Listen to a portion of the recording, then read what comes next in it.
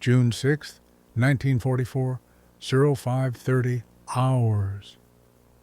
Corporal Helmut Muller jolted awake to a roar that seemed torn from the Earth's core. The 2-meter concrete walls of his bunker, WN 72 on Omaha Beach, trembled like cardboard. Dust rained from the ceiling as iron beams groaned in protest. This cannot be, Muller thought, pressing against the wall that German engineers had guaranteed would withstand any artillery. The Atlantic Wall had consumed 3 years and millions of tons of concrete. Now, listening to the hellish symphony of American guns, Muller realized they had been fatally wrong. Through his embrasure, he witnessed the impossible. A 406-millimeter shell had transformed the neighboring pillbox's 2-meter walls into rubble and dust. This story began not on Normandy's beaches, but in American design bureaus of the 1930s, where engineers were creating artillery that would render Hitler's fortress, Europe, obsolete.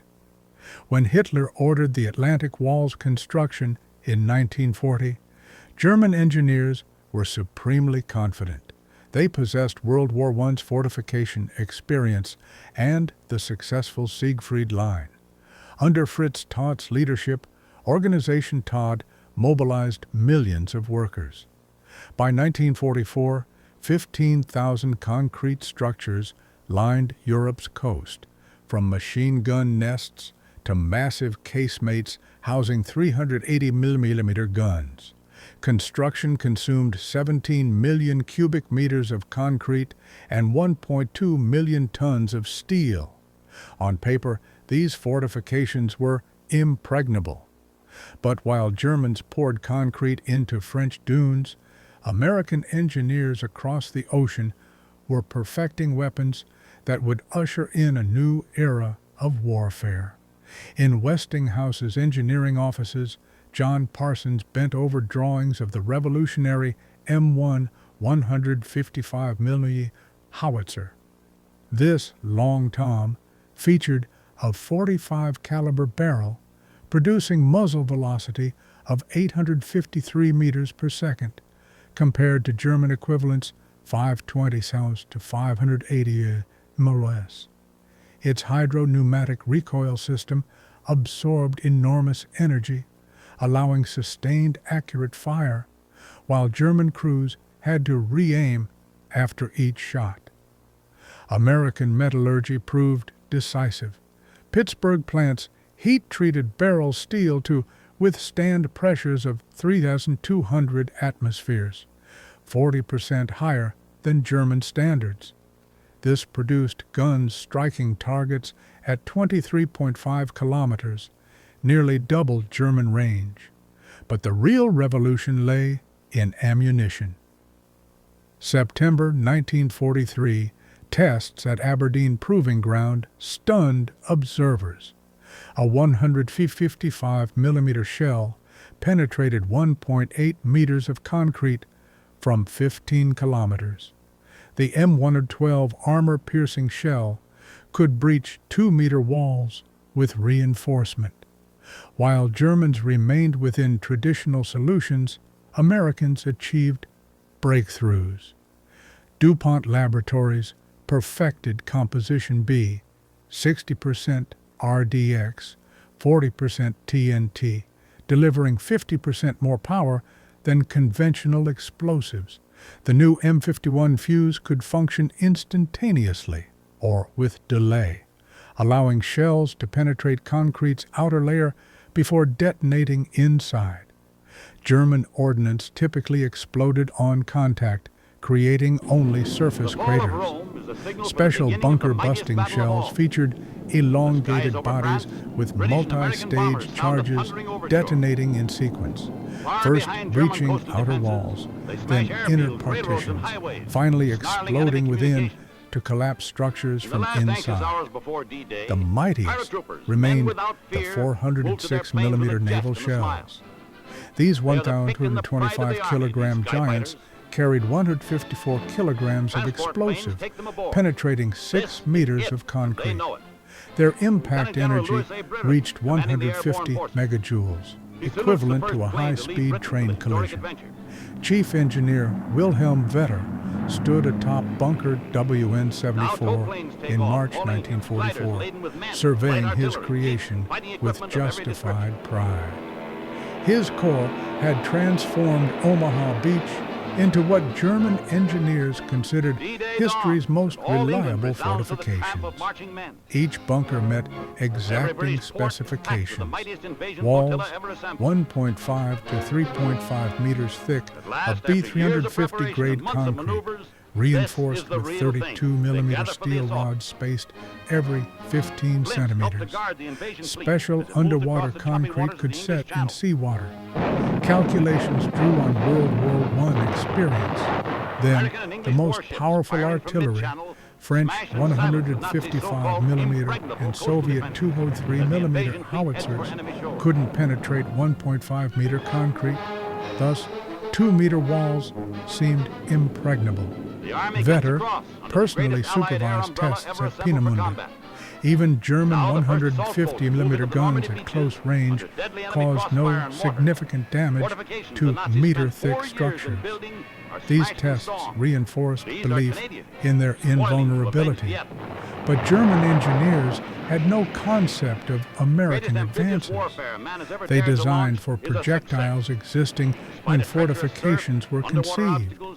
Intelligence received only fragments about American capabilities, and much remained secret even from U.S. allies. Field Marshal Rommel, inspecting in February 1944, expressed complete confidence.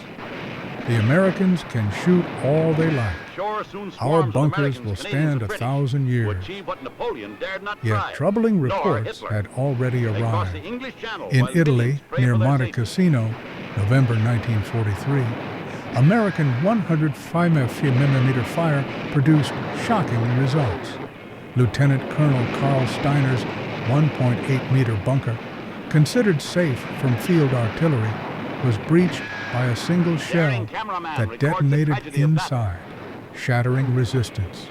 Even worse, 240mm howitzers at Anzio punched through a command bunker's roof, descended 3 floors, and exploded in the basement, annihilating the 14th Army staff.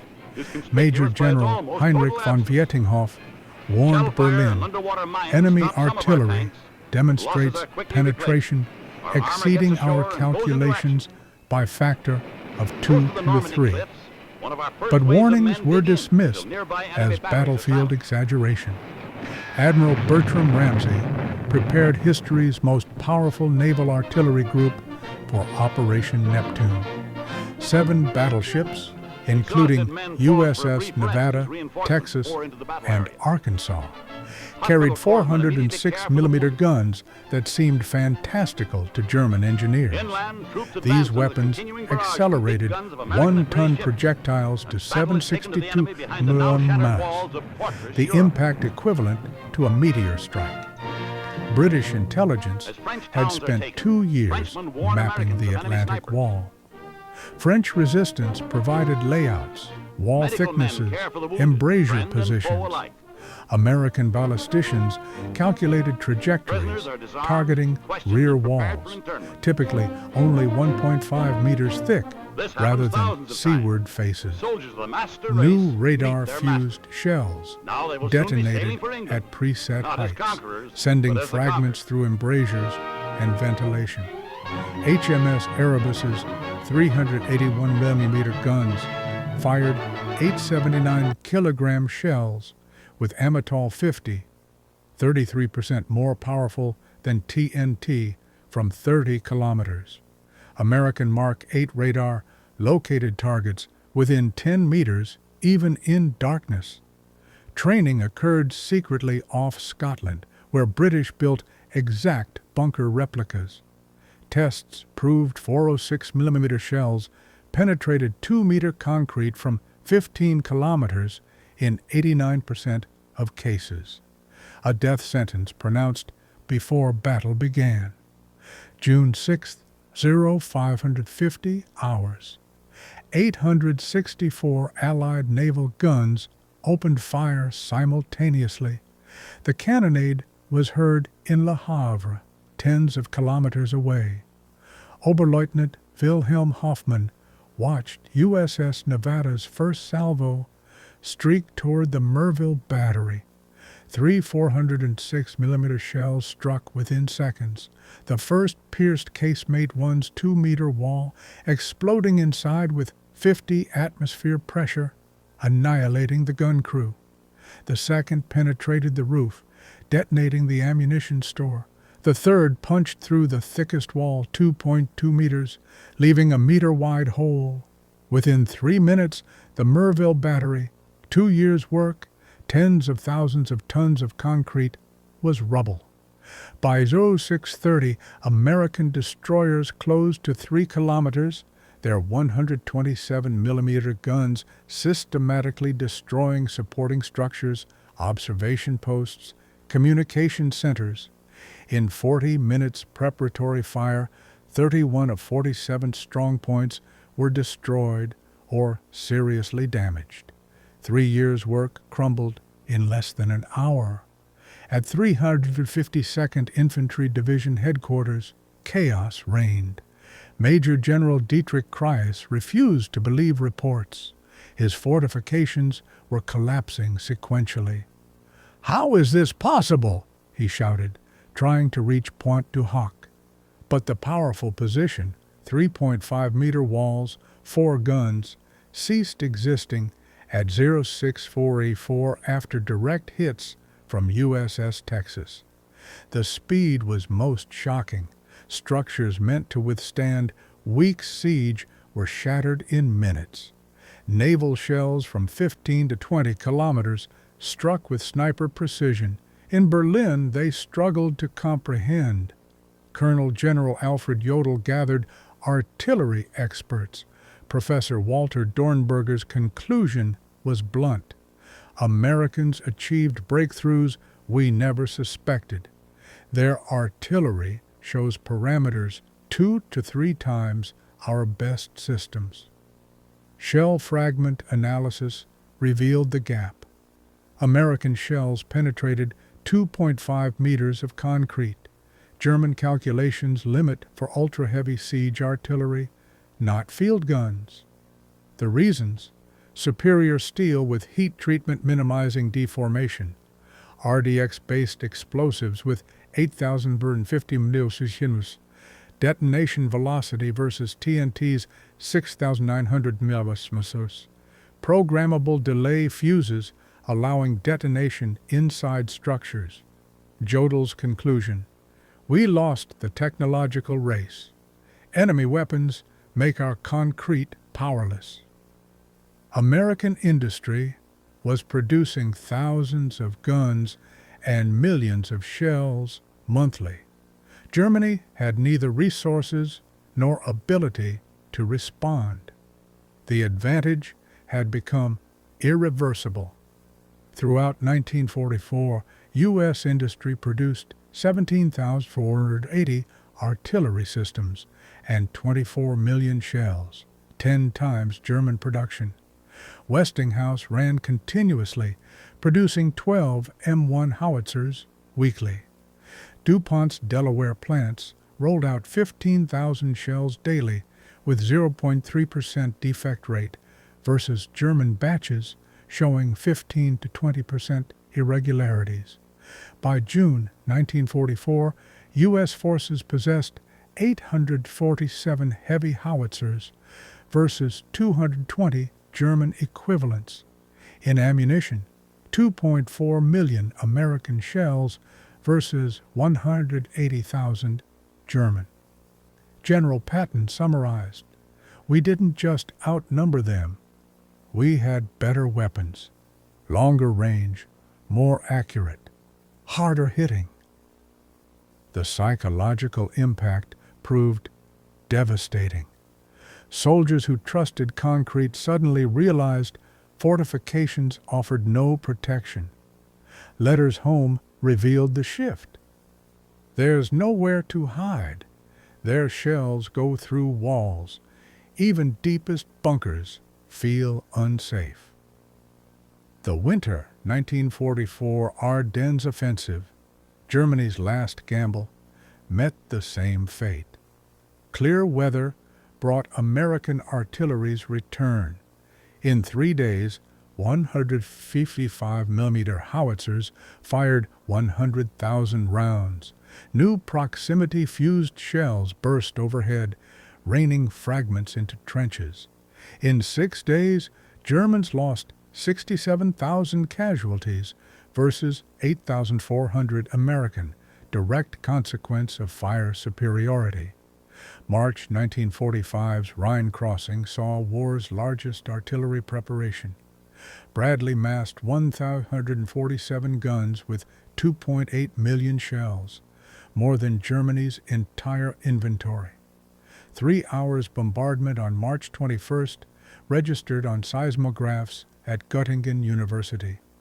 Of 85,000 defenders, fewer than 20,000 remained combat effective after 1 day. The lesson resonates today. Technological advantage decides outcomes faster than manpower. Those investing in research, agile manufacturing, and precise fire control gain leads that heroism and concrete cannot overcome. True security lies not in permanent fortifications, but in continuous innovation. German engineers sincerely believed in Atlantic Wall's impregnability. American engineers thought differently, not how to withstand blows, but how to find and exploit weaknesses. They created weapons making permanent defense obsolete. This story of science triumphing over tradition reminds us tomorrow's battlefield will be shaped by those who learn fastest and apply knowledge most precisely. The question remains, are we ready for warfare's next technological revolution? Our future may depend on the answer.